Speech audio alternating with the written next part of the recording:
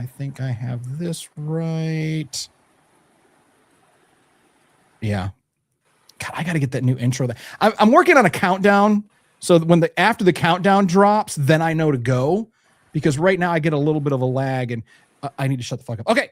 So tonight we are looking back at the Bad Batch season 1, looking ahead to season 2, and that Ninth Jedi trailer. Yikes. We're talking about it. All that and more coming up tonight right here on Star Wars.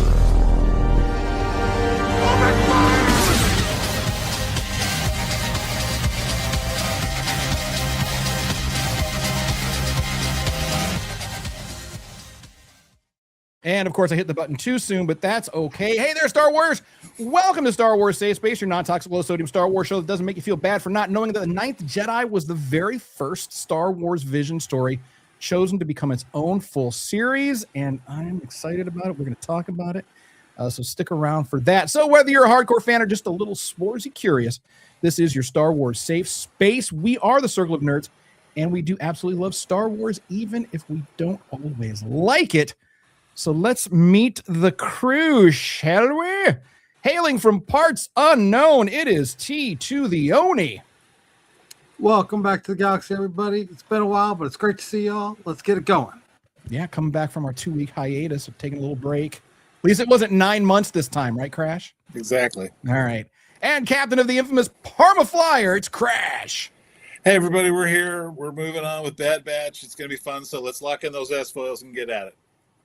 And joining us from the mid-rim territories, not the inner rim because that's too expensive, but the mid-rim territories, Thalia, the astrology Jedi, welcome back to the show. Thank you so much for having me. So happy to be here. Of course, of course. All right, so we are going to get into the Bad Batch stuff in just a minute, but let's do a little catching up. We took a break, a couple of weeks, but just because we stopped doesn't mean Star Wars does. So lots of good things happening. I don't know. Do we have any gamers on the panel? I myself am one, but does anybody else play the video games? Yeah. Yeah. All right. So we've got a couple coming up, couple Star Wars games coming up that I'm kind of looking forward to. The Racer game. Have you guys seen that? The trailers, yeah. Yep, I've peeked at it a little bit. What is it? Galactic Racer or Galaxy Racer? I can't remember the name. And then I think the other is a Zero Squad. Zero Company. Zero Company. Yes, Zero Company. That one I'm really excited about. At first, I was looking at it and people were like, it's a turn-based thing. It's like, I don't know if I want to get into it. However, I'm a big XCOM fan. I don't know if anybody on the panel here has ever played XCOM, but it's like a turn-based alien thing. You've got a squad anyway, this game looks similar to that. And I'm super pumped. I'm super pumped about that. So just more excuses for me to not edit the show because I'll just be playing Star Wars video games. And then Crash will be sending me texts. Where's the show from 3 seasons ago? So the rest of you, anything on your radars? We're gonna get into the Ninth Jedi here in a second, but anything else in the Star Wars world? You've got something going on, right? Maybe, potentially. Can you talk about it? What we talked about right before this? No, not yet. No, not okay. Because I don't know. All right. We'll see what happens. But astrologically, there's a lot going on. I'll say that we're in a Mercury retrograde right now, which lasts about 3.5 weeks. And really, what that means, what I just referred to, like in Star Wars for Mercury retrograde, is just our lives become that of the Rebels crew, because whenever you watch Rebels, like everything always goes wrong. Like when I was rewatching it recently, I just realized in every episode there's always a miscommunication. There's always like something that dies on the ship that needs to be fixed. There's always like something in the mission goes wrong. Like nothing ever goes right for the Rebels crew. There's just like all these little minor inconveniences always that you can count on in every episode. And truly that's what Mercury retrograde feels like for all of us at all. Like during the whole thing. So that's what you can expect during this time. And general advice for all signs, doesn't matter what your signs are, don't send an email unless you're okay with like anyone reading it. Don't send anything angry. That's good advice always, but especially right now. Be extra careful driving, especially with a couple of other things happening astrologically right now. I don't like it for like it's a little, just be cautious driving.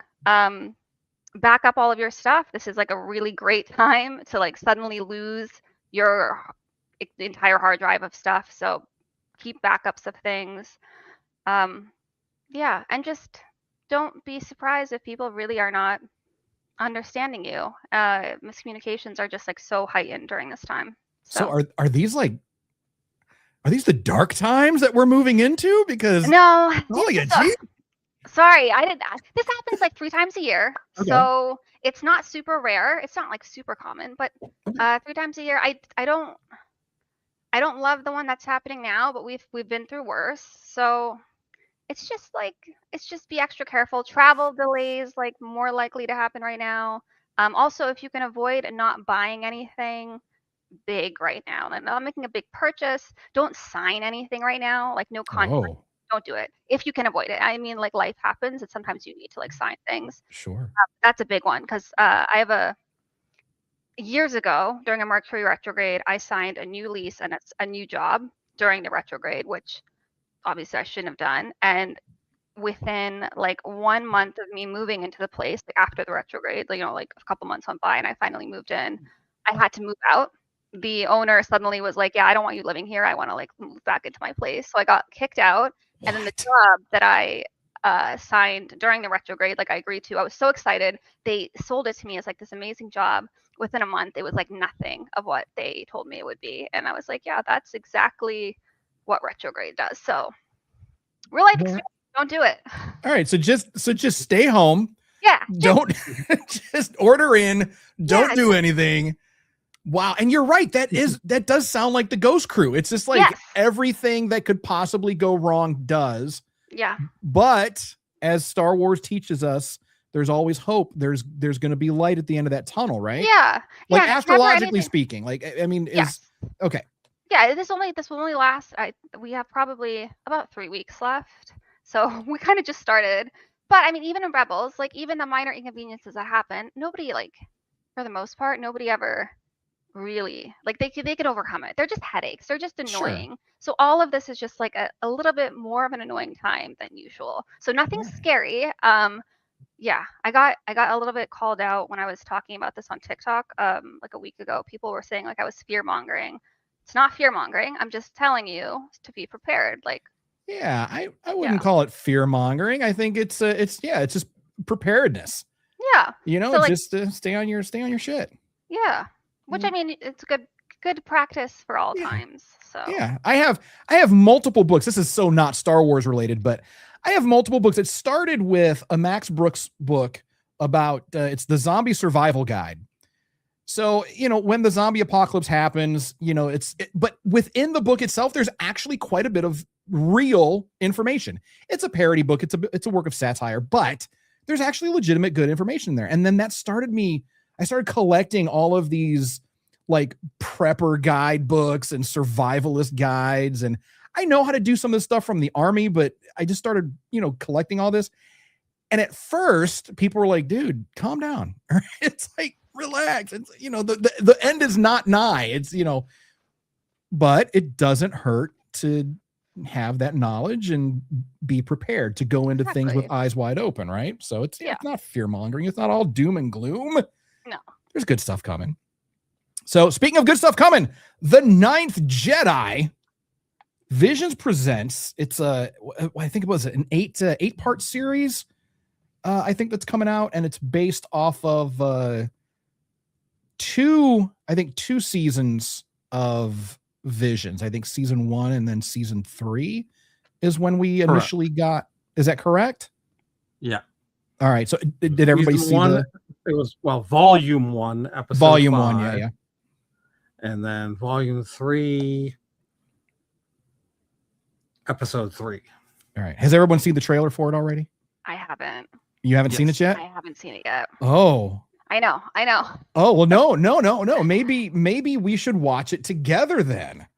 Hold on. I think that's Did we lose Crash, by the way? I think Crash. He lost power. He texted me. He lost That's Mercury retrograde, you guys. That happened while I was talking about Mercury. That is literally technological issues. That's another thing. So, Look at that. Technological difficulties has a habit of showing up on this show, regardless of Mercury.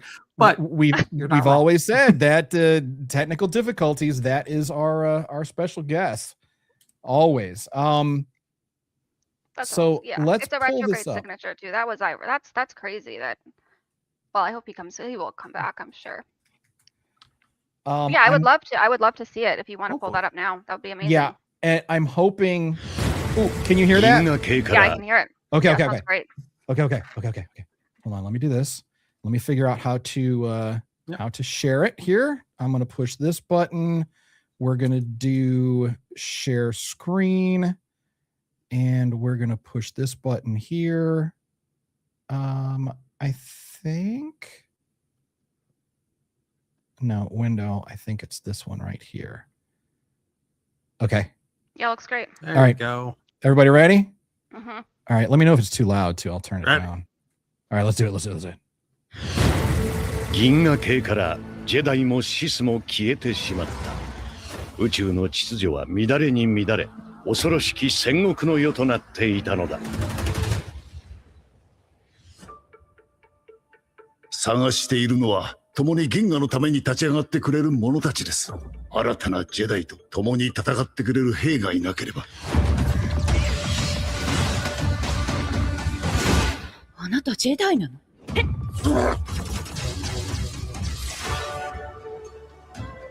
我が名はナワーム。銀河の秩序をもたらす者。ナワームを止めたいだけです。カイバークリスタルを兵器に使うだって。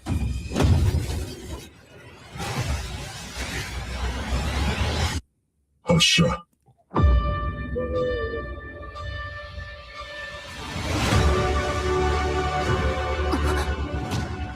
お前にできるわけない。これは危険な任務だぞ。ちょいと揺れますぞい。これはジーマ殿が鍛えた使い手の心を映すセーバーだ。あの光、ナワームはジェダイ。ジェダイは正義のために戦ってる。フォースとやらの導きはあるか。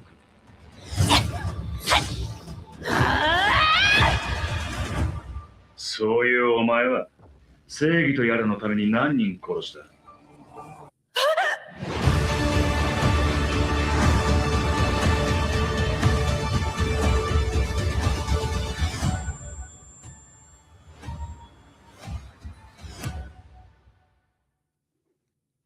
？Woo. That looks pretty sick. It does. Mhm. It does. Let me close that. That looks really good. Yeah. It really does. That looks really good. That was actually my first time watching the Japanese language version. The first time I saw that, I saw the English one. Oh. So I thought they were all. I didn't. Okay, so I'm gonna be honest. I've never seen any of Visions. Never seen any of them. So I watch Visions. Watch Visions. They're Yeah, I know. I don't believe any of them are canon. I think they're all outside. I was gonna ask for that confirmation, but that was my understanding too. Yeah. I think they all exist outside the canon. But have you ever seen Love, Death, and Robots? That's another really good kind of like anthology animation series as well, if you're into that sort of thing. But Visions is great because there's different animation styles. It's not all that's very anime. Obviously, that one was very, very anime. And I'm a big Ghost in the Shell fan, so seeing that was from Studio IG, I was like, yeah, looks good. But the English version I watched, it was really good. But there's just something about the Japanese language version. It's just everything is like so much more intense. It's like, Tony, what do we know like so far? What do we know about the show? So, from what I've gathered, this new show is going to be a limited series. We'll see. So I presume that just means they know exactly where the story is going. They are not, planning for it to be a seasons long thing. They've got a set story they want to tell, which I tend to prefer, because I think that way you know what you're getting into. You don't have to, stretch out storylines. You can just tell your story as you want to tell it. Right. So the quote unquote main character in this is a young woman named Kara. And her father was a bladesmith who created a series of lightsabers that apparently have a unique ability to adjust themselves based on the user. So, like, he could craft a lightsaber, hand it to me, and it'll reflect my personality. And if I hand it off to somebody else, it will turn around and reflect their personality. So it's not based on the kyber crystal; it's based on the emotional workings of the individual holding it, right?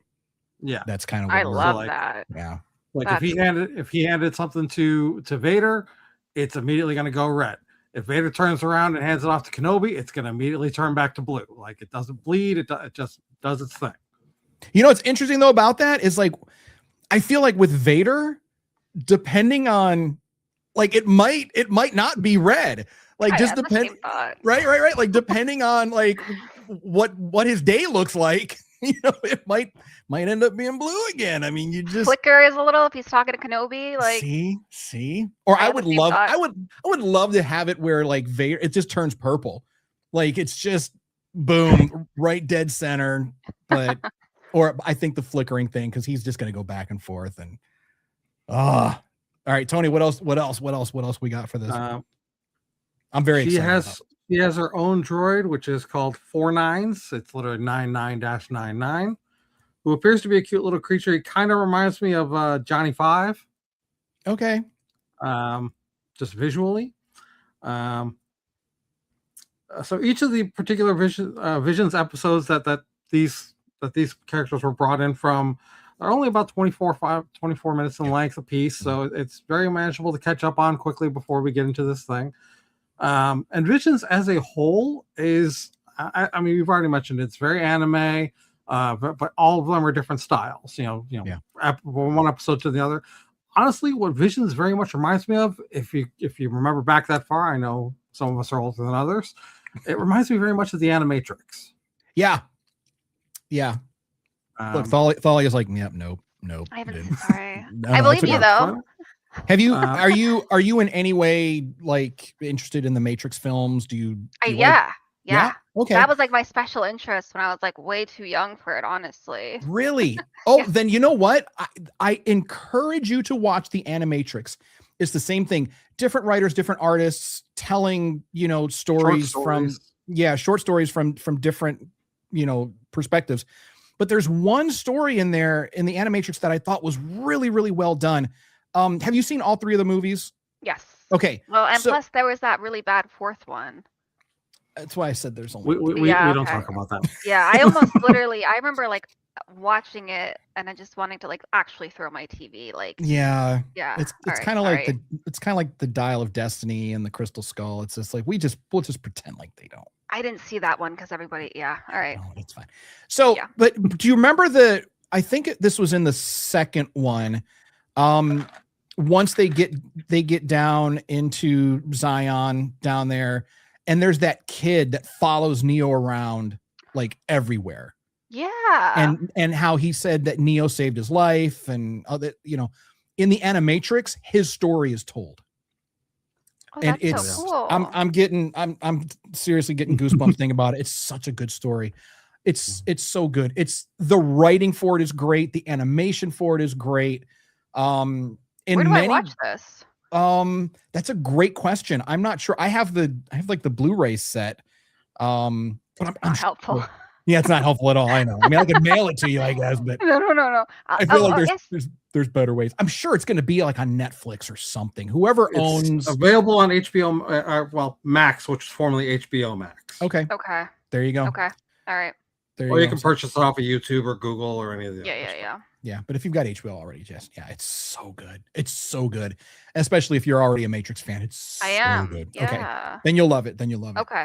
And then for Visions, there's so many good. I mean, some of them, not all of them are winners. I mean, there's a couple of stinkers in there, but it's three seasons.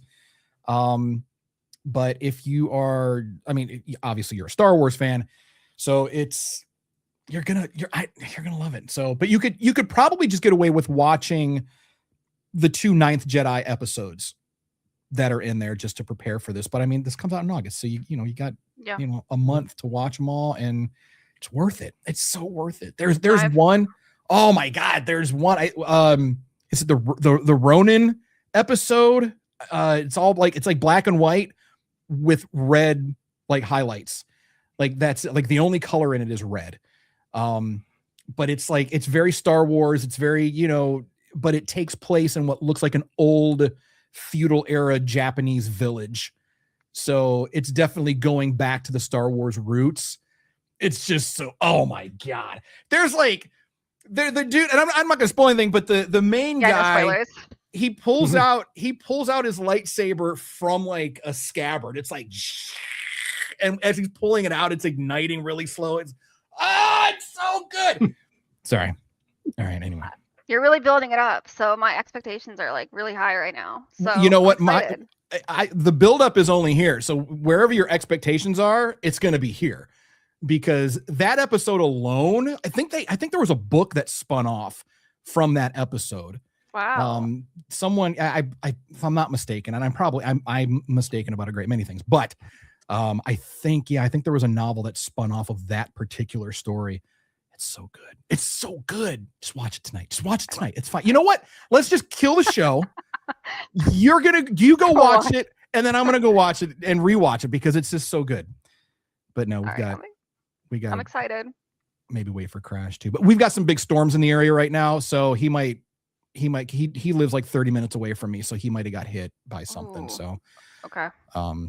But yeah, so yeah, that's what's going on. The Ninth Jedi. That's and this is like the best time ever to be a Star Wars fan.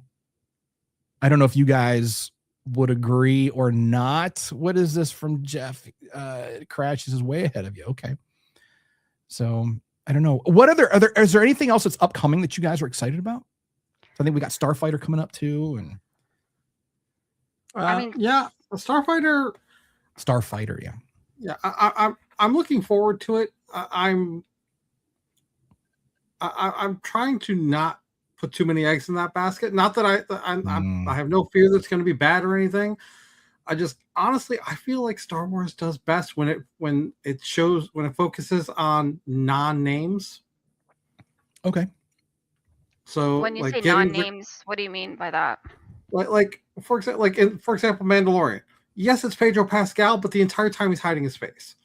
And most of the other people in that show are not. Yeah, they're not huge name people. They're people that they bring in, and they're able to fill that role without bringing the expectation of their name into it. Right. So so with Starfighter, I'm a little bit kind of. We'll see how this goes. Because it's Ryan Gosling, right? Ryan Gosling, yeah. I think that threw me a little bit too. I don't know. Because he's a big name. But then we had in Skeleton Crew, we had Jude Law, right? That's true. Yeah, he was in there. And but to me, he wasn't the focus of that show. The focus of that show was the kids. Right. But this might be, and we don't know, like, and that's the thing too. It's like it's so soon to really even speculate. We've got like a shot. Like we've had like basically one image, and it's Ryan and then some kid. I mean, who knows? Yeah. For all we know, Ryan could be a flashback, and he might get 10 minutes of screen time, and then the rest is all about something else. I mean, it's kind of like in The Acolyte. They really played up Carrie-Anne Moss's role, and she was in it for like 2 seconds. And died. Right. Like it was like sorry, literally... spoiler. If you haven't seen it, spoiler. But I was like, I feel like they did so much coverage on her, and then she was like not even in the show. I'd be surprised if they do that with Ryan Gosling. I'm anticipating he's going to have a little bit, but maybe not, who knows? That's a good point, because I was surprised to see her just like literally not in The Acolyte at all. Yeah, it's like she was there as maybe a draw. But then I mean, look at Sigourney Weaver. She played a tertiary character at best. I think she did a great job. I think her character was great. I loved, despite all the criticism, 75-year-old woman flying an X-Wing. Shut the fuck up.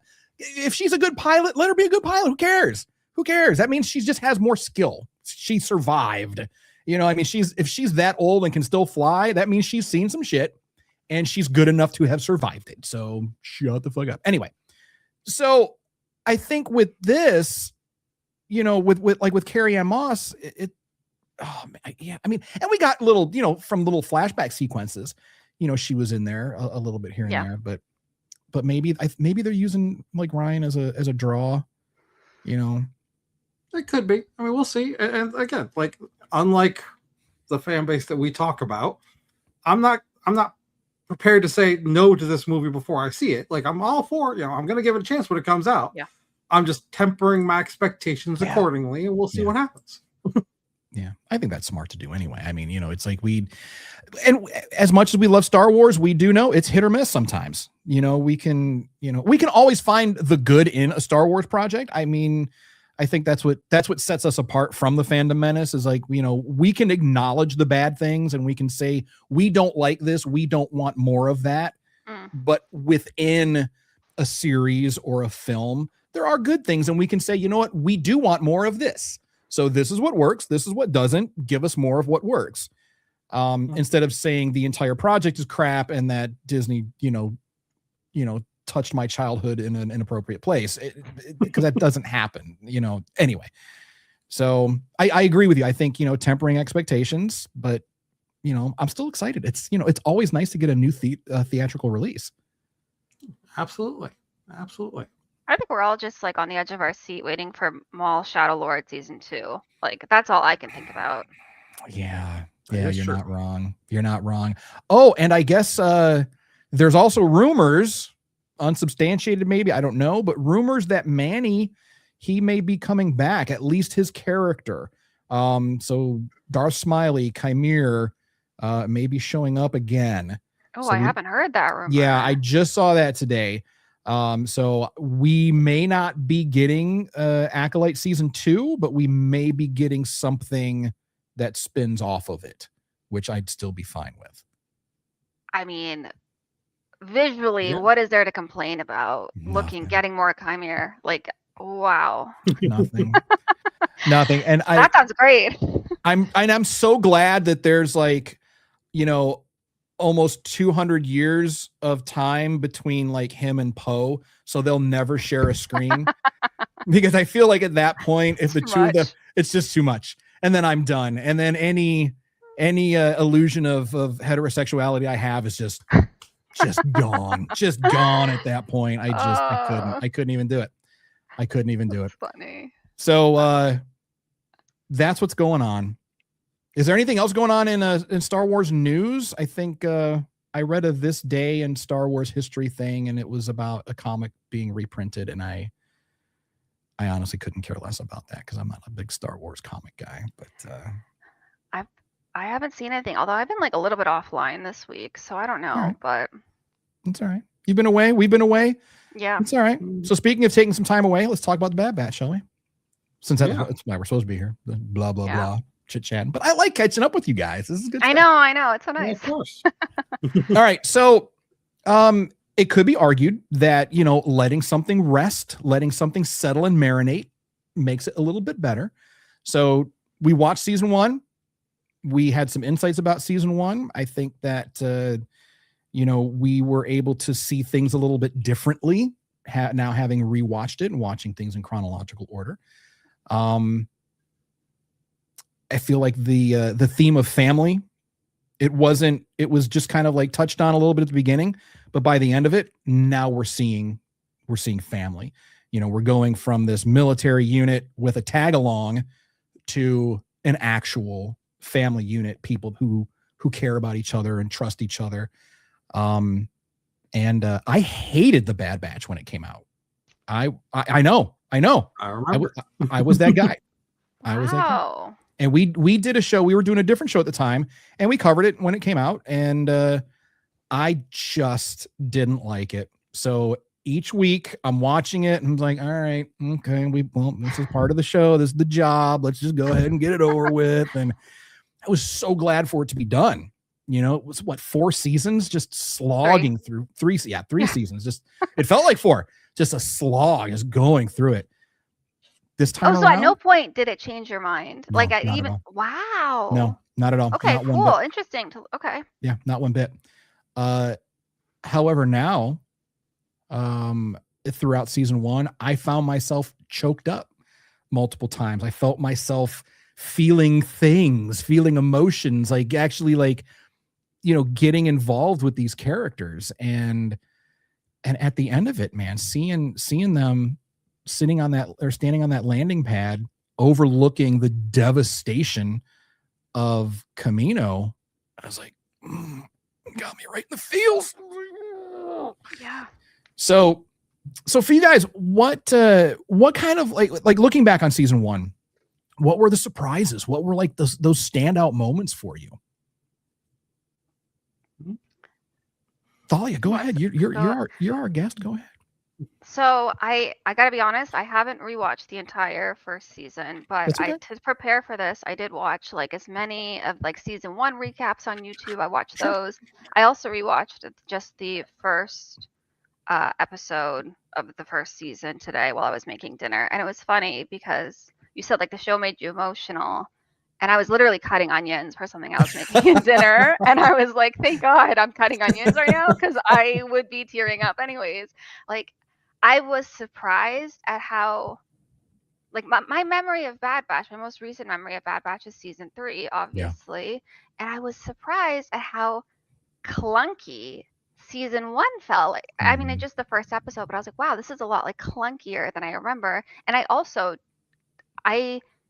for some reason, I didn't think Crosshair like broke my heart as soon as he did. But the first episode happens immediately. I thought it was like late. I was surprised to have seen that, but it is a really emotional show. I mean, I can't hear the theme song without getting goosebumps, without getting just like a little, I'm so surprised you didn't like it. Watching it all through. I know. I didn't. But I've got to say, like watching it, and there's so much argument against watching in chronological order. And I think most of it stems from the prequels, from the movie side of things. Cause you do miss out on the big reveal, from Empire Strikes Back, but watching it this way, I really, because we were coming fresh off the Clone Wars. So, you're still carrying the weight of the Clone Wars moving into, and we ended up watching, episode 3 before we watched Bad Batch. So, I mean, that's so much emotional weight. And now we're going into the Bad Batch with that, right on the heels of Order 66, and it's just like, oh. But watching it like for the first time out of the chronological cycle, it's just like, oh, okay. And I was bitter because it wasn't my Omega Squad, and it wasn't, so it's like, I was that guy. I was like, this isn't my Star Wars. This isn't what I read in my books when I was young, and so I was that guy. But watching this, I think it's there's some distance, and sometimes Star Wars gets better with distance. It gets better with time. It it marinates. It gets it has time to soak in its juices. And the ending, it just hit so much harder. And like you said with Crosshair, you don't realize that he's just from the start just a dick. Yeah. Yeah, that's him. I mean, that's him. I mean, you can't blame the chip. I mean, that's.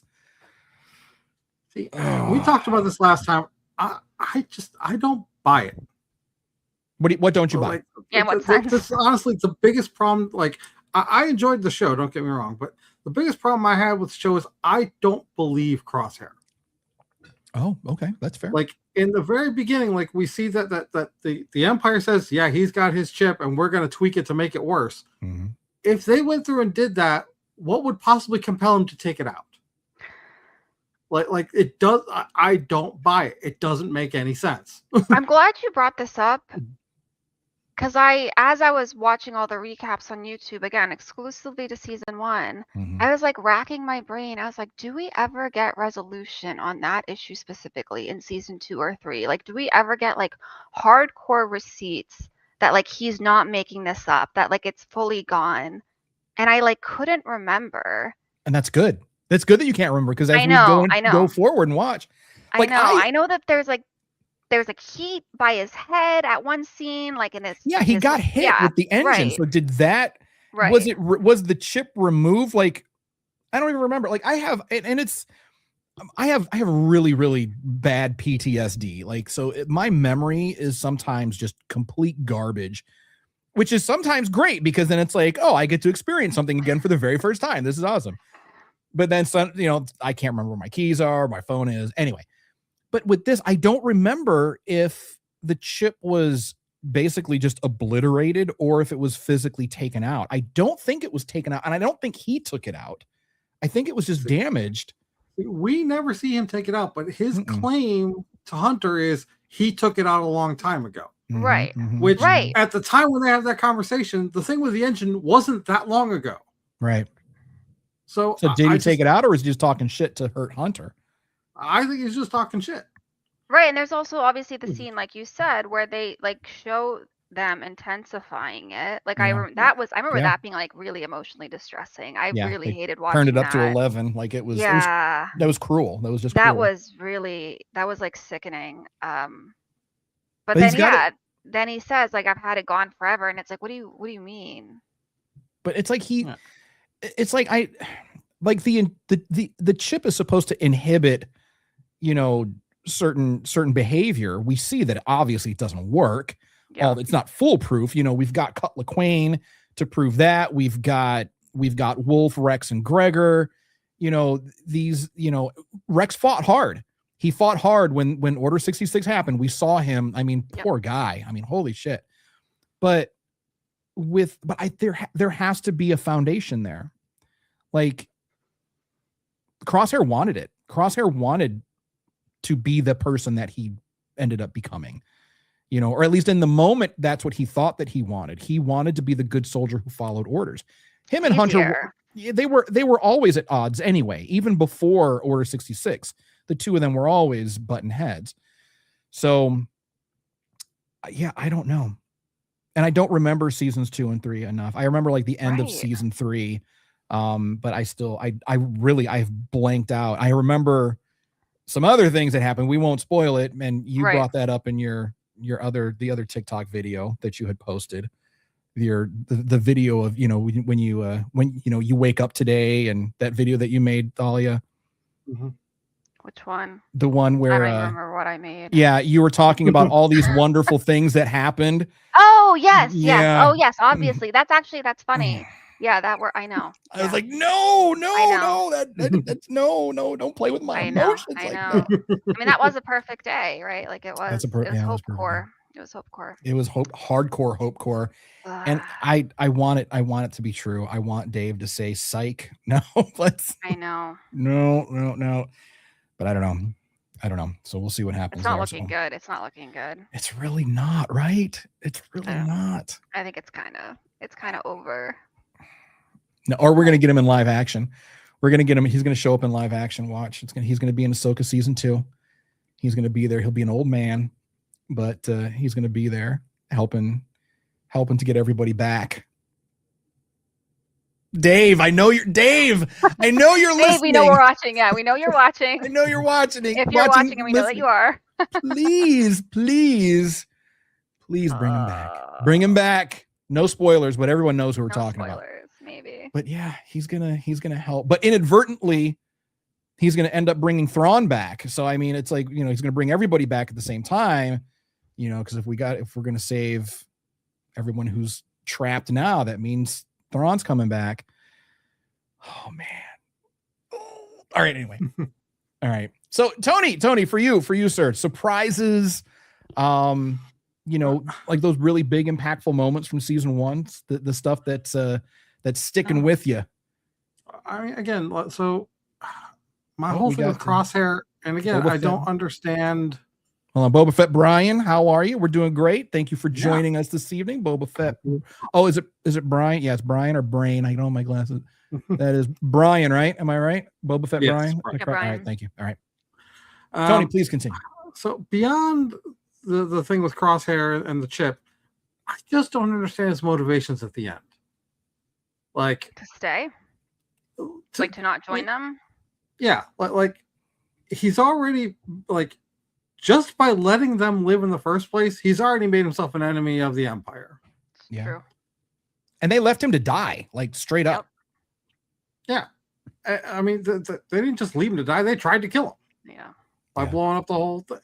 Yeah. So, like, the idea that he's going to sit on this planet by himself, the only people who might know that he's alive are the Empire who want to kill him. Like, what are you doing?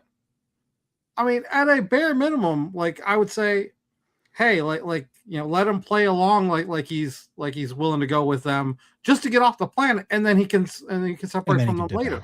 Like, it just doesn't make any sense for him to just go, nah, leave me, I'm fine. Like he holds a grudge. Are like you no living in our one's same business. reality? I don't understand. Yeah, he does hold a serious grudge. It's like he can't be wrong. Oh. He can't be On wrong. one hand, like I admire the conviction, right? Like he doesn't waver, but It's misplaced. Yeah. It's a misplaced conviction. Like if he were here, he would have voted for Trump. He'd be MAGA. Oh. Crosshair would be MAGA. Not to bring real world politics into it, but I mean, it's just like you're not. It's wrong, that though. whole it's the whole trees voting for the axes sort of thing. You know, you've got the Empire. God, I never thought of that. Yeah. I mean, it's the same thing. It's the same mentality. Like he can't admit to being wrong, so he has to double down on his conviction, as misplaced as it may be. He has to double down because it's become his identity now. Yeah. And that's the scary thing is that his oh no. So Boba Fett Brian says, I love Star Wars. That's why I joined, but I just realized that my phone is low. So I'm sorry. I gotta go. Like I said, I'm sorry. Times 100. That's all right. You know what? Boba Fett Brian, we're here every week. So come back and join us whenever. Charge your battery. Yeah. Watch it when you have the time. Yeah, whatever. Come back next week. Cool. That's cool. We'll be here for you, brother. Yeah. So, all right, that's season 1. So, overall reaction to season 1 before we talk about season 2. What are your thoughts just overall? Good show. Was it a show that we needed? That was a question I had initially when it came out. Did we need this show? I loved it. I mean, I think I can see criticism on it being like slightly too cameo heavy. Like there was just cameo after cameo, but at the same time, it was fun. I don't know. I remember I was really, I liked it. I've liked it from, since it's obviously since it started. I'm just like so deep in my brain trying to remember if I was like I love Crosshair, right? Like I love him. And I'm like, did I have this love for him in season 1? And I want to say I did, although rewatching like some of the clips from the season 1 recap, I was like, did I love him in season 1 or like did that come in season 2 or 3? I don't know. I still think he's a really good character, but now that you've said like he would have voted for Trump, I'm like, oh my God. That like just like removed any like maybe he's just not. He's a dick. I mean, there's no doubt about it. He is a world-class dick. He's just a jerk. But we saw him saving Omega. Right. That happens. And he also has an opportunity to like shoot their ship and he misses, which like there's no such thing as Crosshair missing. No. So I think there were just those I guess I love a conflicted character. It's like he's just that dark brooding guy, and he's got layers. The guy's got layers. Everybody else on the team is pretty much, you get what you see. Yeah. Even Hunter isn't the brooding, multi-layered emo guy that you would think him to be. No, he has a huge ego. Hunter's a Leo. If anyone knows what that, he's a Leo. Hunter's a Leo. Yeah, okay. I think. I mean, he's the leader of the group, obviously, and also like big protector energy, big fixed sign energy. Yeah, but I was surprised when watching the recap. I was like, wow, Crosshair is really like But he was like after season 3, I'm like, yeah, Crosshair is amazing. But in season 1, I'm like, maybe he's really not that I think good. I think I think we spend a lot of time in season 1 waiting for the redemption, waiting for Crosshair to, fucking snap out of it and, come back to the family. And then at the end, we don't get it. And it's just like, oh, we get bro. glimpses of it. Right. Like he was so yeah. close. He was so close to coming out of it a couple times. Yeah. But then it's that realization, like Tony, like what, and Thali, what you both said. It's like, there he is at the end. Like, are you just waiting for like an Imperial Uber to come pick you up? Like, bro, they just tried to like literally vaporize you and or just leave you for dead in the smoldering ruins of the city, and you're still going to go back. You're the victim of an abusive relationship, dude. But but again, we've talked about this with Crosshair before. We don't want to say he's a coward because he's not a coward, but he wants some semblance of normalcy. And he feels, well, this is where I've always been. This is where I belong. New Republic, Empire, it doesn't matter to me. This is where I was born to be. Literally, quite literally. This is where I was born to be. This is my home, with this organization, which whatever this is now, this is my home. Y'all are my brothers, but this is where we're supposed to be. And there was one point where at the end, Crosshair, he sincerely begs Hunter to come back. And it was a rare moment where we saw Crosshair really being vulnerable. Like, I didn't get bullshit vibes from him when he asked Hunter, just please just come back. Like, so I think in that moment, you could see he misses it. He misses that dynamic. He misses his brothers, but he's so locked into staying put and working for this organization. See, I didn't interpret it that way. Like, I believe it's sincere, but I interpreted it as, and we mentioned this before, his need to be right. Like, if he can convince them to come back, then it justifies everything he did, and he was right. That's a great point. And if he can't, then he either has to admit that he's wrong or be completely on his own. Yeah, that's a great point. It's such a good show. It's so deep. It's so layered. There's so much nuance. There's so much going on.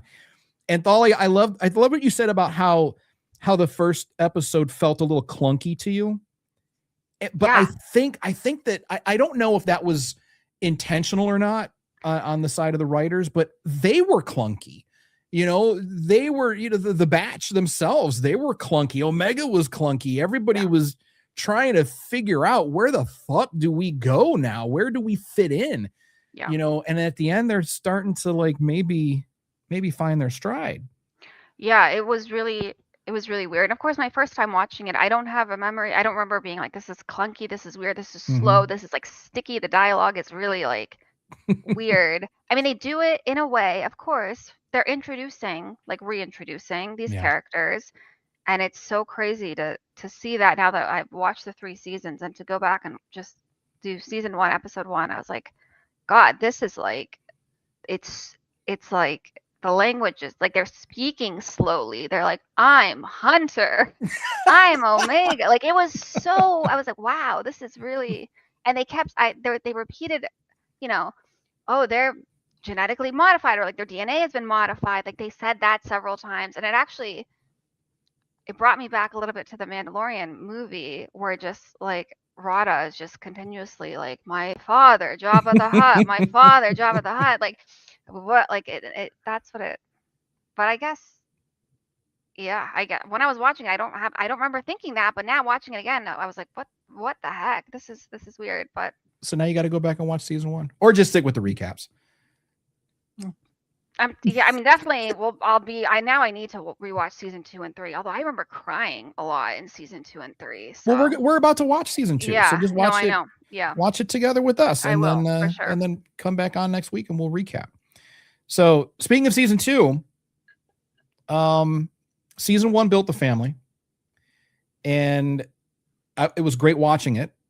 And now I feel like season 2 is going to test the family. It's going to test those bounds, those bonds. And, I honestly don't remember anything from season 2. Either. So, which is a great thing, I think. So now that we care about these characters, now I feel like we're invested in them. There's more at stake here, for us and the characters. So the main mission is over. Them trying to figure out their place in the galaxy. I think they figured it out now. Together. That's their place in the galaxy now, is together as this family unit.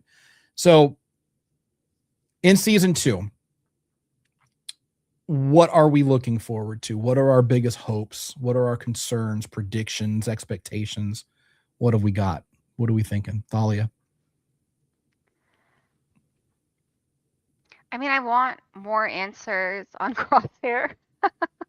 Hey, Boba Fett is back. Oh. He said he can watch while the charger, his phone's on the charger. That's cool. Amazing. Welcome back. All right, so go ahead. I want more Crosshair. I want more, and I know we get a lot of that. I know we do. I feel like I have mixed feel. I don't think I loved season 2 as much as season 3. I don't know. I don't know. This is tough. This is tough to be like, what are your predictions for a show that you've already seen, but you don't quite remember it? But you forgot it. So that just, you know what? Just flush it. Let's pretend like you've never seen it, and you're still fairly familiar with the events of season 1. Yeah. We had the family unit built. Crosshair is still the disappointing child in the family. So they're still kind of trying to find their way in the galaxy, but they've found out who they are together. So, well, I mean, seeing like Omega grow up a little bit more, that's obvious. Like, I want more character development from her, and just kind of her getting more into her own. But she's still super young, so expectations cannot be too high there. But I think it's such an emotional show, and I feel like we really do see. It's emotional. It's really, I don't know. Yeah. We see the personalities of the characters it feels like in a little bit more of a heavier, like just in a heavier way than some other shows. At Maul, Shadow Lord, obviously we see a lot of that, and I love that. I love seeing the rawness and realness of like how devastating life can be, even though that sounds really depressing. But I love, I want to just see them kind of process still like the loss of Crosshair, because I mean, they should grieve that. That's really, he was so close. He was right there, and he just actively was just like, no, like seriously, still no. I'd rather be completely deserted alone. Like that's harsh. That's a really harsh. Yeah. And how does that make you feel too? It's like as his brother, it's like, I mean, I can't imagine how I would feel if I don't have a brother, but if I had a brother, if they chose to sit alone somewhere instead of coming home. Like, you're choosing nothing over me. Like, what does that do to your self-esteem? Like, what does that do? I mean, granted, you got the rest of your fam there to shore you up, but it's like you literally are choosing to sit at this bus stop and wait for your abusive ex to come pick you up instead of coming home with the people that love you. Oh, you're heading too close to home now. Cause no, it's okay. I mean, I have sisters, and like, we mostly get along, but there have been times where I've just been like, maybe that's why I love seeing it like depicted on screen. Cause I'm like, oh, okay. I can like see, I can relate to like the devastation of just being like, the answer of what you need to do is so clear, and you're still opting out of it because of your ego, because of it's just really because of ego. I think, like Tony said, it's like he just wants to be right, and to have not join them. He's still saying like, I'm the right one here. I'm doing the right thing. You guys are all wrong. And it's just, he can't admit fault. And I think, now you've given me something to like think about. Like, I'm gonna go journal after this episode. Okay. Good. Oh, God. And if you have time, yeah, rewatch or watch a couple little, or go back and rewatch our show. Yeah.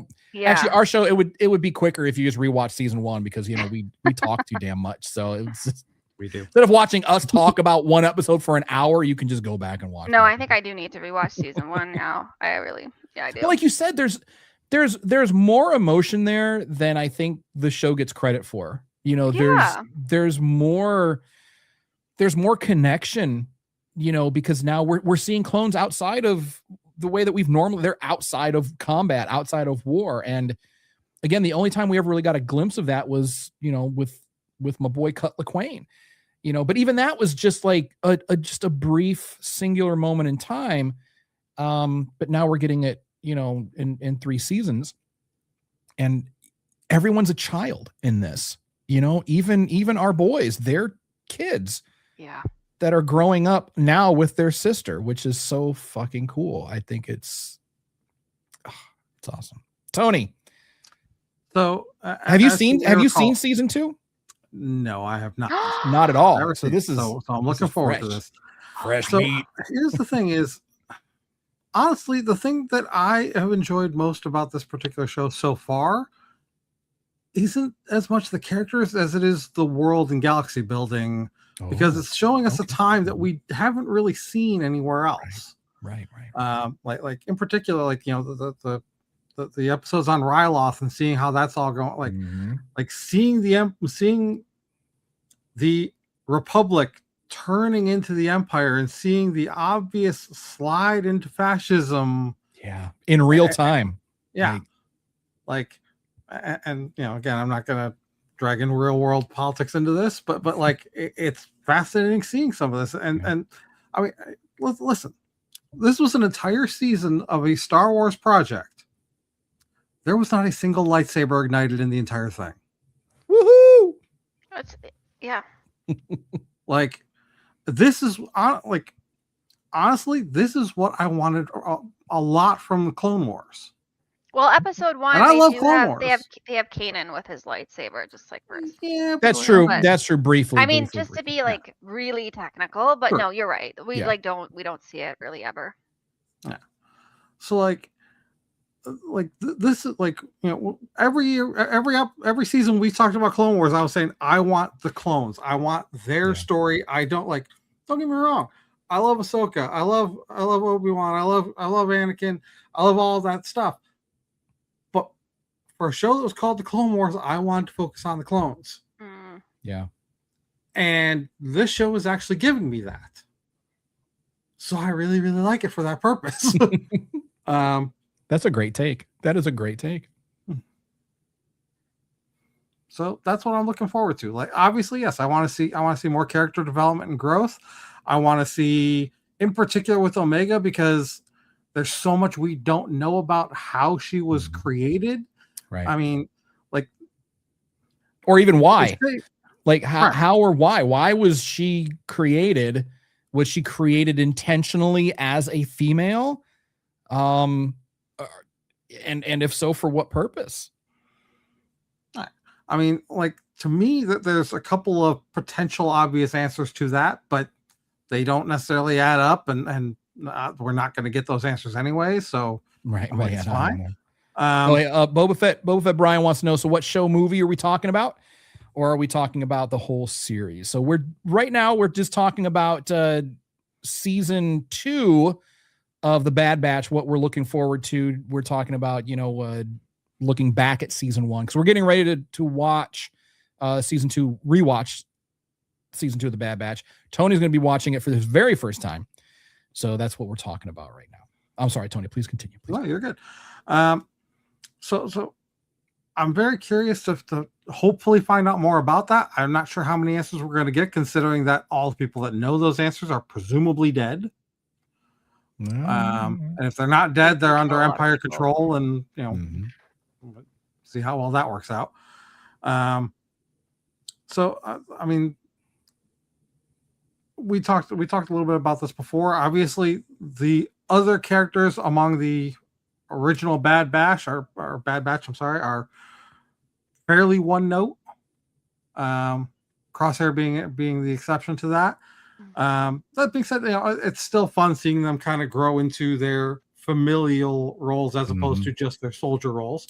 But Omega is definitely the question mark in the group. What's your purpose? What are we going to find out that makes you so unique? And how is that going to play a role in the rest of the series going forward? So I'm definitely looking forward to seeing that. I know I've heard and seen little things about her character being referenced in projects that we're going to get to down the road, and we'll see how that all ties in. So I'm definitely looking forward to that. But yeah, for me, the biggest thing is, like I said, the world and galaxy building and showing us this time frame from the perspective of non-Jedi. That's a good take. And we've talked about this so many times. There's such a wide galaxy. There's so many people and so many stories to tell that are outside of the saga, that are outside of the Jedi. I mean, and we've talked about the countless number of people in the galaxy and or beings in the galaxy, and only a tiny fraction have ever even seen a Jedi. Everything else is just rumors and whispers, and they've become this thing of legend. And then it's like when we in episode 1, when Anakin, little Annie says it, he was like, Jedi can't be killed. Qui-Gon's like, yeah, maybe I killed a Jedi and took this lightsaber from him. He's like, no, you can't kill a Jedi. Oh, and then Qui-Gon, if only that were true. Oh, I hated the prequels, but man, Qui-Gon, what a guy. He was just, I want him to be my dad. Yeah. I think I'm gonna adopt Qui-Gon. He's my surrogate dad. He's a good one. Yeah, he's a good one. It's a good one. What a good guy. Gone too soon. R.I.P. Qui-Gon Jinn. Gone too soon. I'd like to see more of them. I would like to see more in a Tales of series. I know we got a little bit of him, young Padawan Qui-Gon with Dooku, but I think it would be fun to see him, maybe like just as he's becoming a Jedi Knight, or maybe just as he gets Obi-Wan. There's a really good young readers book. And a lot of times these young readers books have really, really good stories in them, even though they're for people like that are reading at a 5th grade level. They're really good stories. And the one, I don't know if it's canon anymore. I don't think it is, but it was about when Obi-Wan got with Qui-Gon, and Obi-Wan was about to get sent off to like an agricultural corps because he just wasn't cutting it and he was getting too old. I think he was 12. He was starting to get too old. And then Qui-Gon is just like, I'll take him, and then they go off and they have some really cool adventures. So I think that would be cool to see in a Tales of series. Yeah. I don't think anybody would complain about seeing young Qui-Gon and young Obi-Wan going off on some adventures. No, not and at all. Go ahead. I was going to reference one of the books that I've really, really enjoyed going back and reading was Master and Apprentice, which specifically talks about that particular time frame with Obi-Wan and Qui-Gon. And like, if they wanted to turn that into a show, I'd watch it. There you go. And speaking of Obi-Wan, before we start wrapping stuff up, speaking of Obi-Wan, and maybe this is a hot take, but based on everything that we've seen, Obi-Wan is the greatest Jedi of all time currently. And I say that only because Qui-Gon, or not Qui-Gon, but Obi-Wan Kenobi has faced the toughest opponents, period. Like across the franchise. He has faced the toughest opponents and walked away. And also the most loss. He is the most tragic figure in the franchise. Like really, and if anyone wants to be like, well, Anakin has had it worse. No, I disagree. No, I disagree. Kenobi's had it way worse. No, he gave and never up at any point did he waver. No, he did not. No, he didn't have a temper tantrum and commit low-key genocide. No, he didn't throw a temper tantrum and murder a bunch of kids. He kept that shit tight, and he is a true Jedi. He sacrificed everything for the Order. There's something I don't know if this is true. I feel like this is talked about maybe in books because it's definitely not talked about in the shows or the movies, or I would like know. But I feel like I at one point had read that like Obi-Wan's midichlorians are like really not great. Like his numbers are like low, and Mhm. also like nobody had high hopes for him, but allegedly, I feel like I read this somewhere, like he studied and worked harder than like everyone else because he was so like devoted to it. And I don't know if I'm making this up, but I feel like at one point I read this about him and I was like obsessed. Like I love that. I love if that's true, and if somebody at some point wrote this out in a book, even if it's not canon anymore, like that makes me love his character so much more. Yeah. I gotta look that up. Look though, it up. 'cause I- Again, yeah. and it makes sense. I mean, think about it like from a real world perspective, like, you know, a short kid who really wants to play basketball, Yeah. you know, and he will just work at it. And then all of a sudden you've got this short kid who's dunking on people, you know, and he's like a high scorer. And I could see that from Obi-Wan. And I I gotta look this up. yeah, I think that makes sense because he's so rooted in the Jedi Order. He's so grounded, but not blinded by it. He doesn't overlook the imperfections and the failings of the Jedi Order. He acknowledges them. Yeah. You know, and I love that scene. I say I hate the prequels, but there's so many parts about the prequels I do love. But there's that scene where, you know, where Anakin is like, "How could you ask me to do this?" And he's like, "The council's asking you. I'm not."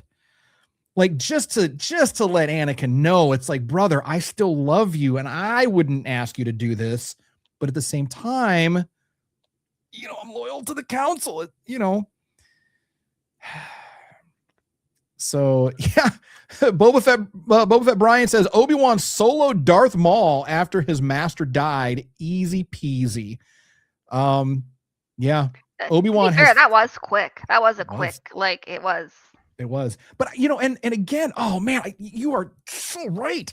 You know, that he just had to work harder because Maul got him, and then was taunting him. But he reached down, man. He dug deep, and he grabbed Qui-Gon's saber, jumped up. And I mean, ultimately, he beats Anakin, like on Mustafar. Like that's insane. He beats Anakin twice. Right? I mean, yeah. And yeah. The second one not as impressive. Like, well, I guess it was. I don't know. In the Kenobi series, right? Yeah, that's what I'm thinking. Was it? They're pretty impressive. I mean, he dropped a whole fucking ton of boulders and rocks. The rocks. Yeah. I mean, Obi-Wan was like, he was matching Vader like power for power. I was just like, yikes. Like I don't think we've ever seen Obi-Wan like exhibit that level of power and control. You know, I mean, we've seen Vader throw shit all the time. Vader, we know he's strong. He throws things. He stops ships in mid-flight. Yep. I mean, he's just a bad motherfucker. Yes, we get it. Obi-Wan is always, but he's always reserved, right? I mean, he's always just like, let me woo-saw this and let me not go ham on everybody in my path. And he just, and he's a smart ass. He's witty. You know, and he's a good looking fella on top of it. You know, he's good with kids. Yep. I mean, yeah, he's a winner. He's a winner. Him and Satine, tragic.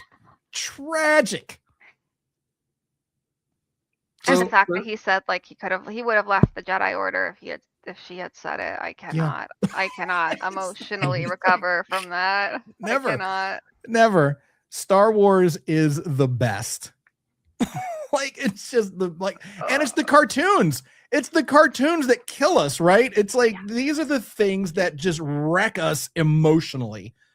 What's this from Boba Fett Brian? Fun fact: the fight against Obi-Wan and Darth Maul was so fast that they had to slow down the video. So I thought that was for Anakin and Obi-Wan on Mustafar. I have heard this before, but I thought that was for like their final scene. It might have been for this one too.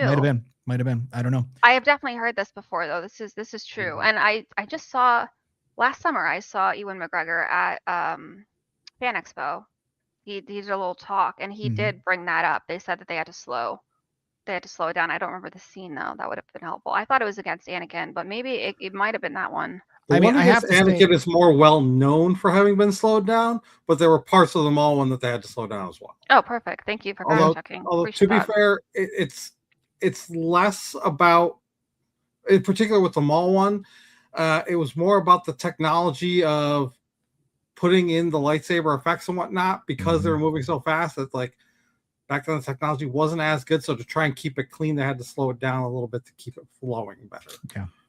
But I mean, even that, I mean, that first fight between Obi-Wan and Maul was so fast. Like we had never seen a lightsaber battle like that ever in the franchise. Because what did we get like the first time? It was, you know, it was Vader and geriatric Obi-Wan. It's like, and you know, we saw precision and power battles, but we never saw speed battles like that. I mean, that was crazy. And then now Shadow Lord just comes out just breaking speed records left and right. Like, come on. Acolyte though too. Acolyte did a good job.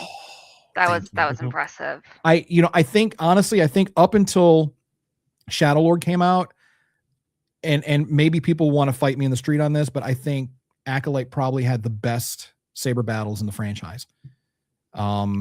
I think that's accurate. I think hold on, Boba Fett Brian just checked. I just checked. It was Obi-Wan and Maul. Thank you, Brian. Thank you, Brian. All right. So we're gonna wrap things up, but that's season 2 of the Bad Batch. We're getting ready to go into season 1. Yes, we're getting ready to go. Yes. So we watched season 1. We're getting ready to go. I don't know. I'm all fucked up. All right. But so homework for next week, episodes 1, 2, 3, and 4, Bad Batch season 2. That's the homework. We're going to come back and watch, we'll get our reactions to those, and we'll see how more dots are connected across the, like Brian is so nice. So he said, you're welcome. All right. That's all right. That's what I'm talking about.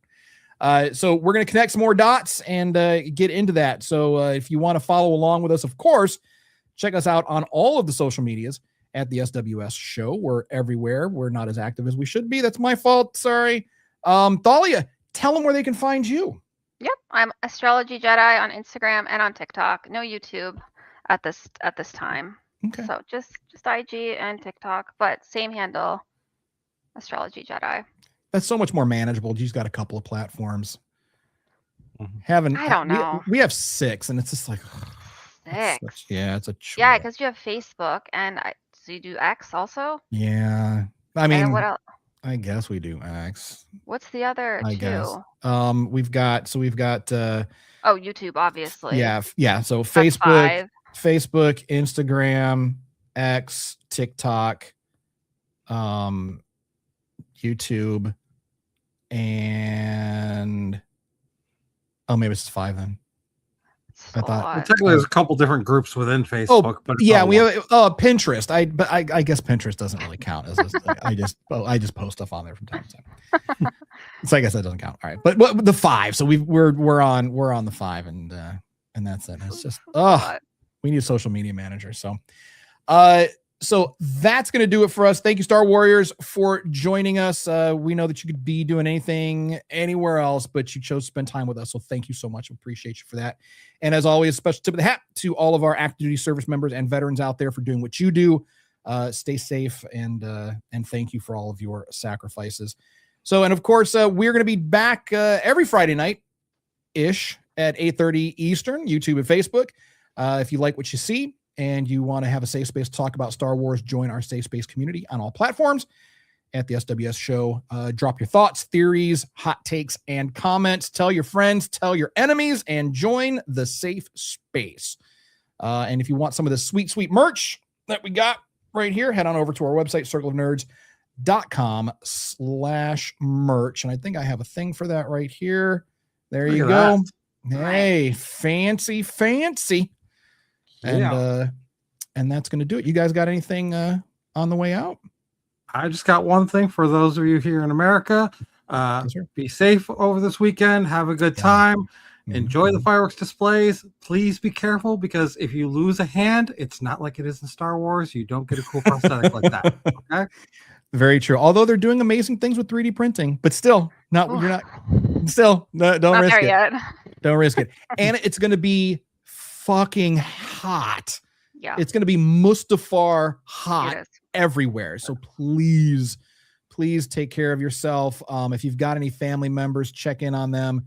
You got any buddies, check in on them. Be mindful of your pets. Don't be an asshole and leave your pet in a car. I will smash your windows in, and I don't care. I will. No, your dog is more important to me than you are. So don't do it. But take care of you. Hydrate, stay out of the sun, do all the fun stuff. Fireworks happen at night anyway, so go out and enjoy yourself. Thank you for bringing that up, Tony, because I totally forgot. So that is going to do it for us. We are done. We are gone. We are out of here until next week, Star Warriors. Same great time, same great place. Always remember, rise, resist, rebel, and we will see everyone next week. And I'm going to try to push the right button. Thalia, thank you for joining us again. Come back next week, Thank you maybe. for having me. Yeah, absolutely. Yeah. All right. We'll see everybody later. Bye.